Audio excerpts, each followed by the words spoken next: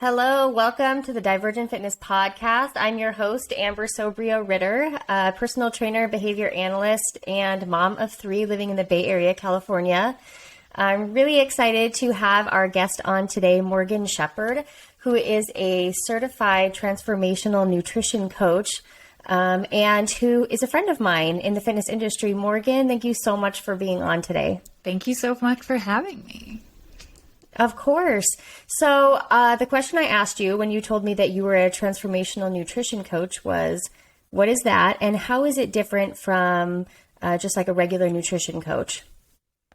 So transformational nutrition is sort of the modern version of nutrition. It's three pillars of mental, physical, and spiritual nutrition. So all of those things combined together for your overall well-being. And that's sort of what I base my own coaching program on.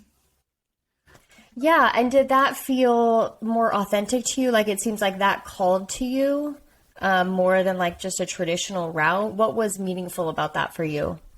I feel like that oftentimes fitness and like nutrition are separated when in reality it's sort of it's all standing together so that like each pillar holds up the table, and it's like one big giant thing that has to work together, because if one isn't working, then your table's going to fall over.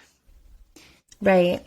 And this also feels like when we think about nutrition and fitness, people see it as being separate. Like physical fitness is separate from mental fitness, right? Or like mental health, like seeing these as being two different things, two different sort of ways of working on yourself. And something that I've not only learned in my own time, but also through my work with clients is that they're very closely intertwined, right? Like it's, you can't, if you're having a hard time with your mental health, right? You're having mental health challenges, like that's going to manifest in your body. Absolutely. And potentially in your nutrition. And also possibly, do you see the same thing with nutrition? Like if someone wasn't really taking care of themselves from a nutritional standpoint, how would you see that manifest in them? Well, I mean, on like a spiritual and mental level. Yeah. I mean, if your nutrition's not on point, you're going to be experiencing a lot more fatigue. And like, there's science behind what you eat's affecting your gut microbiome and your actual like mental health and things like that. So just putting them together to be like, okay, what am I eating that is making me feel sad or making me feel fatigued? And then how is that showing up in the ways that I work out or, that right. kind of thing. I love that because it empowers someone to say, okay, so I'm having like depression and anxiety symptoms. Can I try the least intrusive thing first? Like as behavior analysts, we're always trying to figure out what's the least intrusive thing I can start with before we add in medication or some like more intense therapy, So can I make these small changes? And if that's not impactful, then you move up to the next thing. So it's almost like a prescription that you use with your clients to kind of see if that's enough, right? And Exactly. then move forward from there. So tell me about your journey. Tell me about your fitness journey. Have you always been, from this mindset, or is this something that evolved over time? Gosh, no. So as a young child, I really only worked out because I had to for like requirements for school. And then when I went to college, I was like, I had seen the Mighty Ducks movies and I really wanted to be an ice hockey player, even though I grew up in a place that had no ice. But it's Southern just California, super right? Cool. What? Southern California, right? No, I actually grew up in Casablanca, No, Morocco. where were you? But yeah, there's no ice there. Okay. Yes. And so I was like, okay, I want to try this new thing. But I also saw the community aspect of a team, and that really interested me. And so I joined the ice hockey team. It was amazing, but obviously college ended, and then I was sort of left in a lurch with nothing. And I had to figure it out for myself. Right. And working in a bakery, I gained like 16 pounds, and my health sort of like deteriorated. And it was during that time that I was trying to figure out, okay, what is going to make me happy? How can I like find some other form of community or like connection that would like make me enjoy life more. And I found triathlon, and that was one of the biggest game changers for me. So finding a type of movement that made me happy was like the biggest change I think I went through. Right. Well, essentially what we're doing is trying to pair an aversive stimulus of physical exertion with something that's enjoyable or positive, right? And, you know, for you, it's triathlon. For, you know, me, it's weightlifting. For a lot of people, it's not the exercise itself, but like you said, it's the community. Like you're thinking, sure, I'll do ice hockey if it means that there's this community of people that I really enjoy, you know, being around. Exactly. So finding a way to make your fitness journey really, really reinforcing in a lot of different ways so that you can sustain it over time. And also something that I learned about you recently is that you also you went to culinary school. Tell me about that. I mean, and that's how you ended up working in a bakery. So you're a foodie, right? I mean, obviously you like really good foods, and here you are on this fitness journey, right?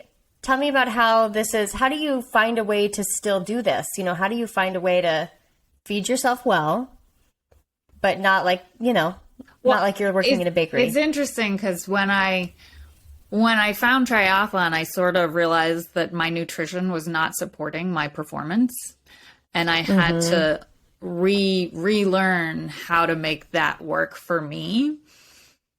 Right. And obviously going to culinary school taught me a lot about nutrition from like a cooking perspective. So I could do wonderful things with vegetables, but like from a nutrition perspective, I was kind of like, okay, I need more education.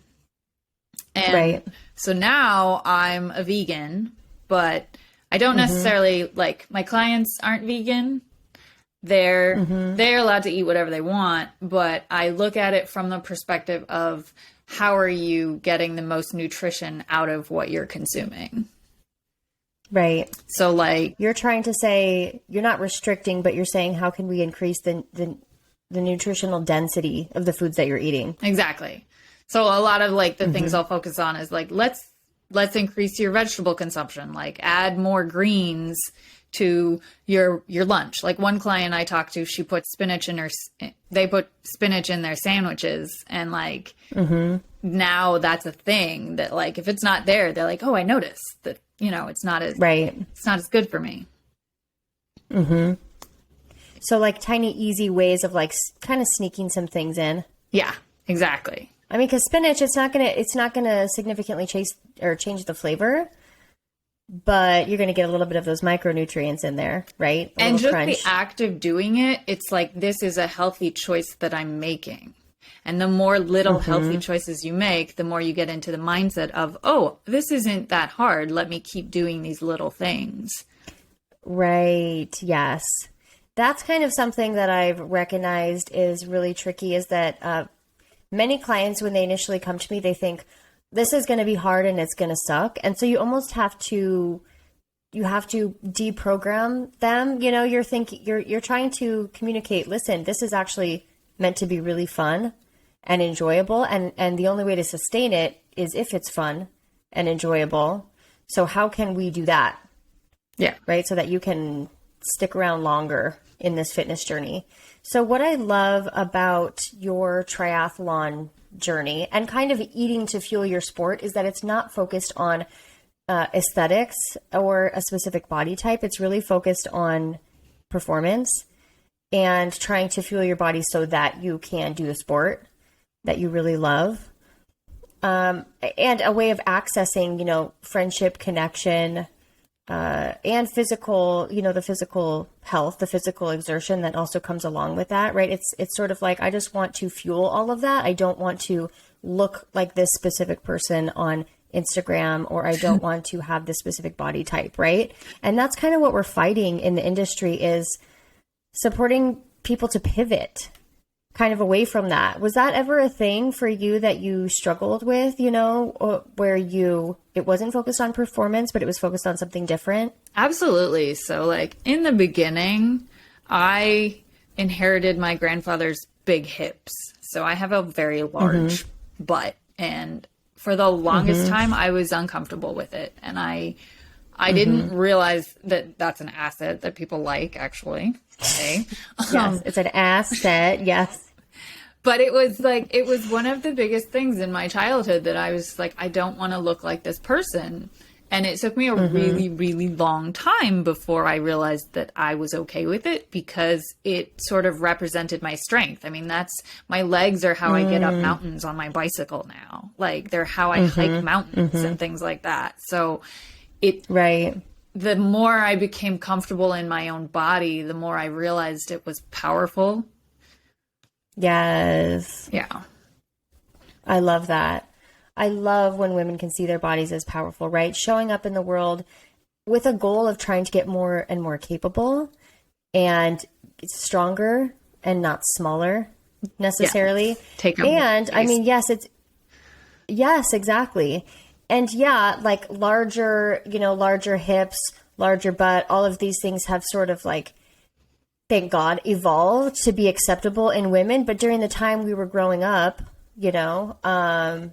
this was not the norm. I mean, I remember the norm was like low rise jeans and, tiny little straight up and down, Yep. stick figure, right? Like that was the norm of the time. It was not a for twig. us 80s babies. No, it was like, and that's the structure of your body, right? There's nothing you can do about that, right? And so you grow up feeling like there's something wrong with you when you're trying to have the body of someone else, versus pivoting towards, how is this is beneficial to like actually being the best at something that is really meaningful to me. So tell me about your eating now. What are you eating? What's your eating strategy like? How are you coaching your people? So I'm vegan, as I mentioned, and I eat, I'd say I probably eat 55% veggies regularly. And then I make up the rest with mostly beans and fats and carbs, but I try and choose like better carbs. I like to say better carbs because to me, things that are processed, so like highly processed pastas or like certain white breads, to me, they don't provide as much nutritional value. And then I'm left hungry an hour later. Right. Whereas if that's the tricky part. Yes, your body moves through plants very quickly, right? Yeah. So I probably eat like 4 times what the average human eats, but right. It's a full-time job, okay? Yeah. Especially when you're an athlete. Yes. I mean, I would say most of Yes. the athletes that I talk to, they're probably not eating enough food anyways. Yes, that is exactly right. So I have a friend who is vegan and a cyclist, and she likes to do long rides, like 100-mile rides. And she told me what her breakdown was for nutrition recently, and she was eating like 1,300 calories a day, which was appalling. And I was like, oh my gosh, you need to like double that. Yeah.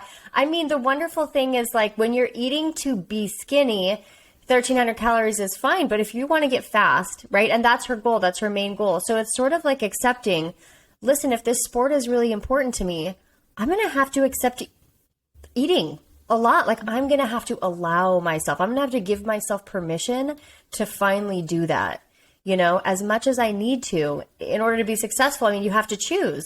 It do you feels want to, really weird. You want to get good. Yes. Like, I get people look at me and they're like, wow, you're going to eat all that? And I'm like, yes, I am. Because there was a couple of times I was training for Ironman and I was working out so much that I lost my period. And yes, that is because I was not eating enough food. Like usually when that happens, it's because your body's in extreme stress and you're just, you're not supporting what you're doing. And once I started doubling what I was eating, wow, it came back. Double. Right. Oh my gosh. That happened to me for a time too. And actually, I don't think people talk about this enough in fitness. You look on Instagram and you see people who are super shredded. And some of those people, I can't speak for all of those people, but especially women, this is not easy to sustain. Like many of those women might not be menstruating. I know that was the case for me. And it's sort of accepted. I remember my coach at the time was like, oh yeah, it's fine. It'll come back when we start eating more. And I thought, gosh, even 6 months not menstruating seems dangerous. for your bone health, and for somebody to, and for that to sort of just be an accepted norm. It's really sad because the whole point of doing this is health, right? Absolutely. But if you're eating so little that you've lost your period, it kind of seems like maybe have we lost sight, of the reason that we started doing this in the first place. I mean, a lot of times it's also that you're not necessarily eating enough protein, but I think starting with just eat more food in general. Yes. Don't try to be perfect. Don't try to do your macros perfectly. Just get more food in your body. You can shape it over time. So as a vegan, give me like your top 3, right? For any vegan listeners, what are your top 3 sort of vegan sources of protein? I would say probably for me, I eat beans. I eat white beans and black beans and, just the whole array of beans all the time. Right. I'm not really big beans. on like processed foods in the sense of like, I'll eat tofu, but a lot of like the fake meats, I use those as like a special treat, mostly because I don't really know what's in them. Right. And like, right. Yeah. A lot of them are frozen and then you have to either bake or fry them. And I don't know. It's fun for a change in flavor. Like Gardein makes this awesome fish fillet that's like not fish, but fish. It's delicious. Yes. But I'll have it like once a month or something like that. Okay. But I eat a lot of nuts. They have really good. Okay. Yeah. I was just going to say Gardein has really good chicken tenders too. They do. Which I know. Yes. Yeah. I will. I mean, if you bread it and I air fry it, like I'm happy to eat whatever, right? That's my love language is breaded and fried. So, yeah. So nuts also. Yeah. I eat a lot of quinoa. Yeah. Nuts, quinoa, beans. And between those things, you feel like you're getting what you need to fuel your performance. I do. I haven't raced Ironman since I've been vegan, but I've done a couple shorter races and I've been fine as far as like awesome. energy. Are you training for anything? I am. I have training for 3 anything right now? races coming up this year. Oh my goodness. They're all like Olympic distance, so nothing crazy. Okay, but Olympic distance is still pretty challenging. I mean, Olympic distance doesn't include a 10K or a half? An Olympic is, what is it? I think it's like almost 1 mile swim, 24-mile bike, and then a 10K. Yeah. Yeah, like back to back. Yeah. Maybe I could do any one of those things on their own, right? But we're going to pair them together. Yeah, that's going to be a slow build for me. The swimming comes first too, right? Yes, but that's so you don't drown. Yeah. Yes, if you're tired. Yeah. Okay, good call. That makes sense now. I thought it was to weed out all of us weaklings who that too. never learned to swim as children. Yes. Yes, dude, I'd be done after the first. Yeah, that's not my strength. Okay, so tell me about your method. I know you have a really specific method that you like to use with your clients, and I'd love for, my people to know about it. So I call it the feed method, and that's mostly because I'm a foodie, and I think we should all be nourishing our bodies, body, mind, and soul. And I've broken it down into an acronym, with the F being for finding your joyful movement, because I think movement is the biggest driver. It's where you're going to see the most results. It's going to make you have the most endorphins and happiness. So like that's the thing that you keep putting in your day and you'll keep trucking along. Right. You'll get there. And then the E is talking about eating real food. So focusing a lot on like whole foods, things that are, they don't come in a box. They don't have a label. Right. Obviously, you can still eat all those things, but just limiting that amount. Yes.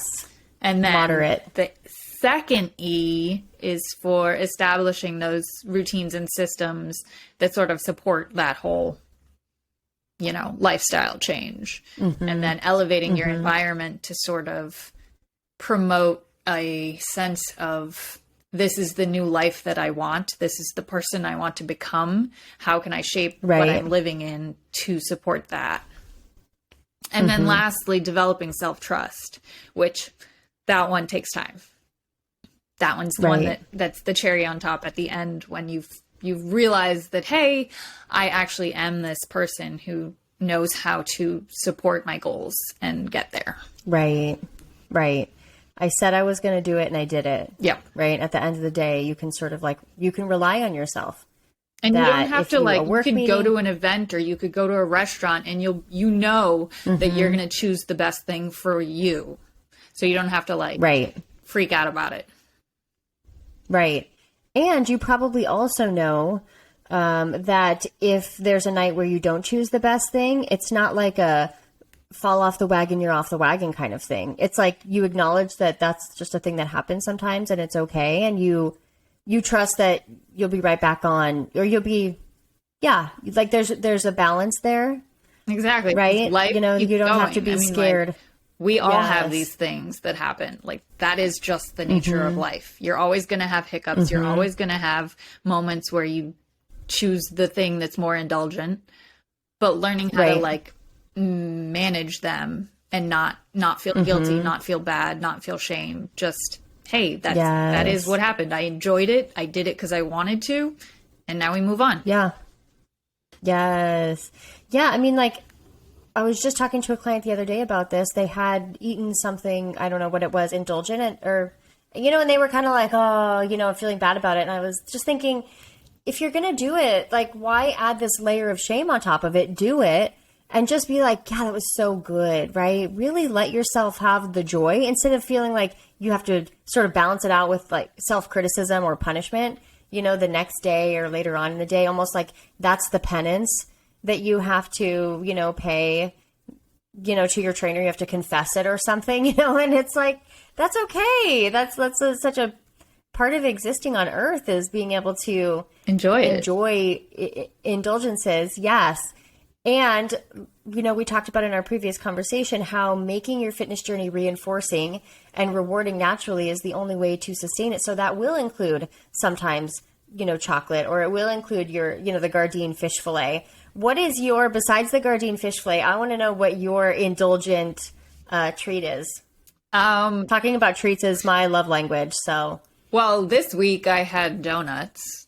There's a a vegan donut place up in, I think it's Silver Lake, and we stopped by for some donuts the other day, so I got them for breakfast. Oh my goodness, they were great. But I also kind of secretly like deep fried Oreos. I think they're but like you gotta get them at the right time. If you wait too long, then they get too soggy.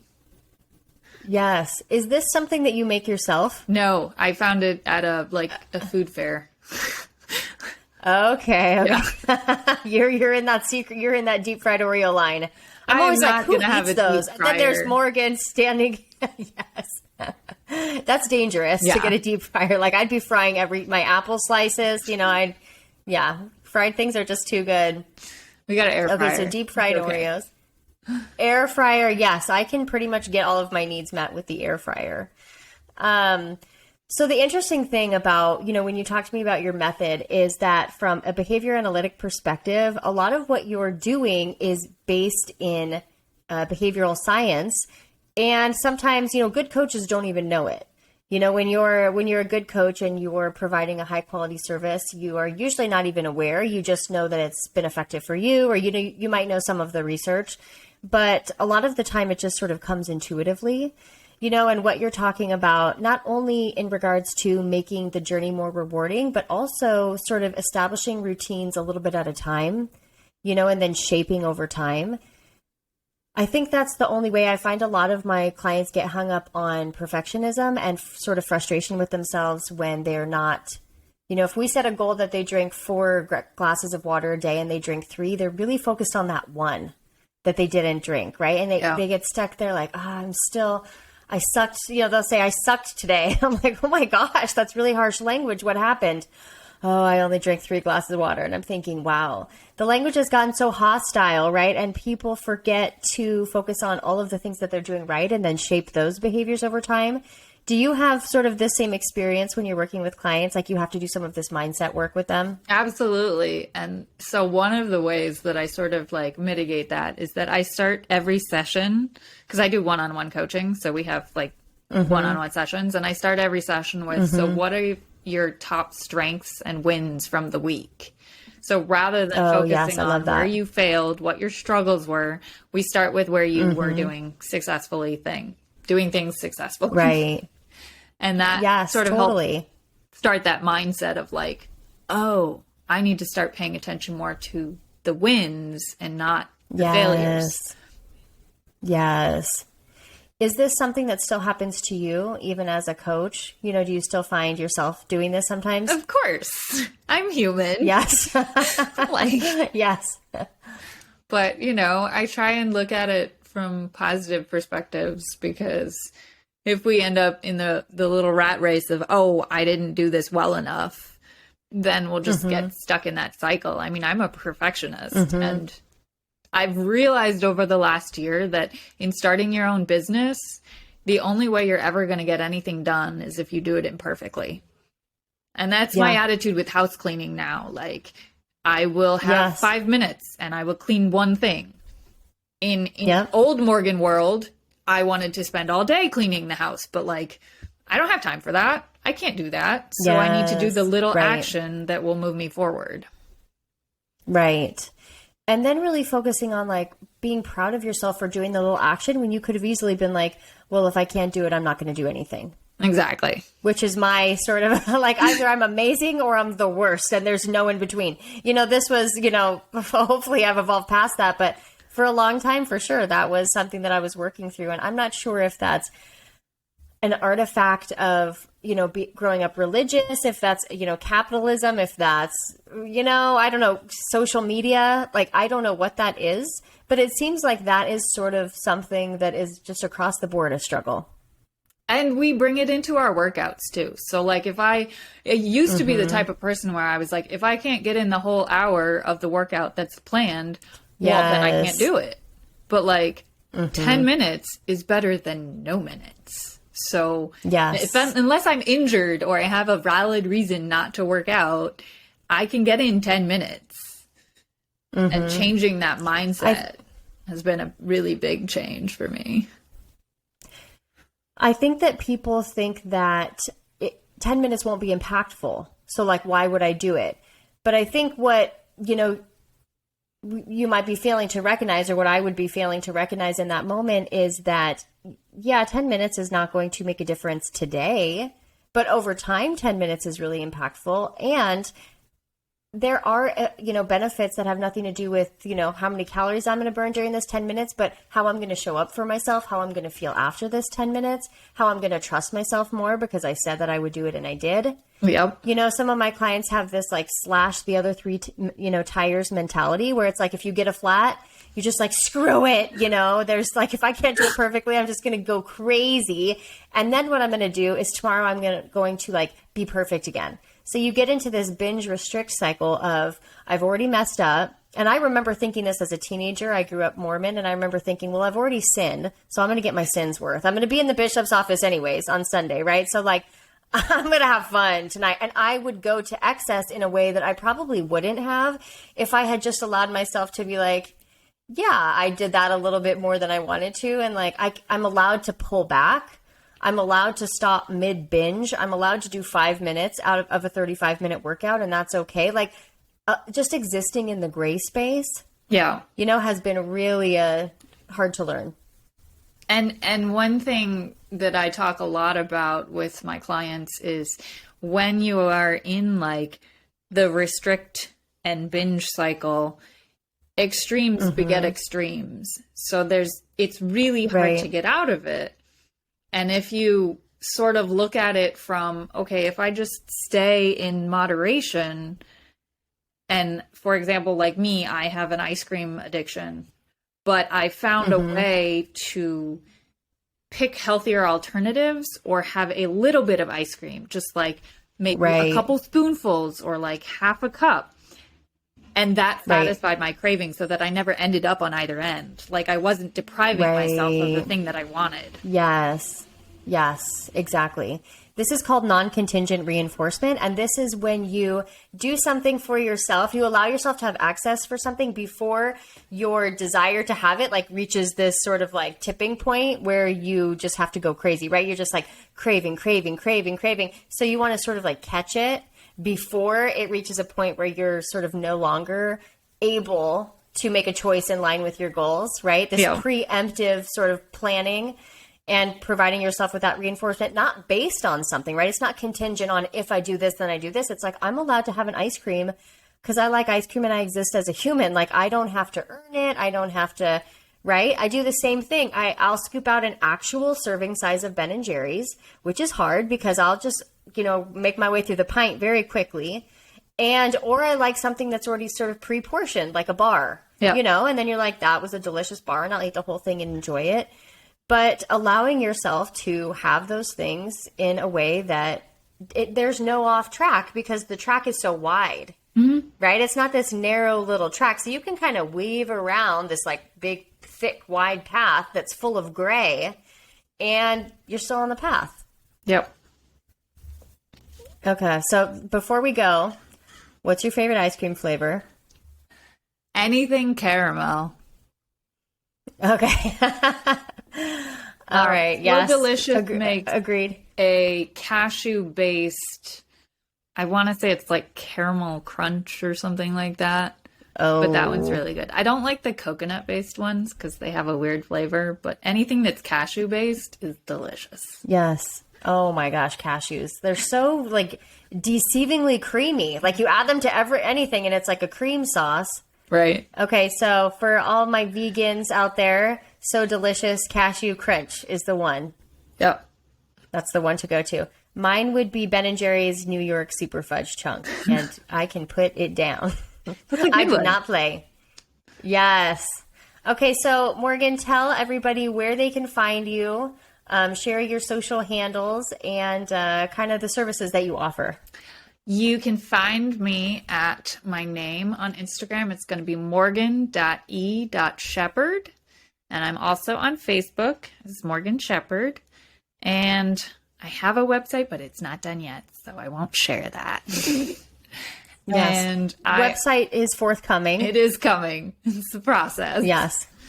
And yes. I would say my services right now, I offer one-on-one coaching and a personalized nutrition plan. We sort of co-create a program to help you lose weight and get to the body that you want. And we do it according to your specific needs and circumstances and in a way that you'll enjoy, because I don't want you to feel like you're deprived or restricted. And I'm a foodie, so I don't want to make you give up the things that you love. Right. Yeah. Exactly. And especially people who, I think one of your biggest, the coolest things that you bring to the table is that you went to culinary school. So you can teach people to make things good that maybe they haven't, they think, oh, I hate Brussels sprouts. And it's like, well, have you tried it this way? Yep. Right? Like you can teach people to make something in a new way that might be their new favorite. And also teaching people, especially vegans and vegetarians, to fuel for performance is really exciting. So awesome. It's been so wonderful to have you. Thank you for being here on the podcast. And everyone go follow Morgan and keep up with all of her happenings. And have a great day, Morgan. Thank you. Thank you.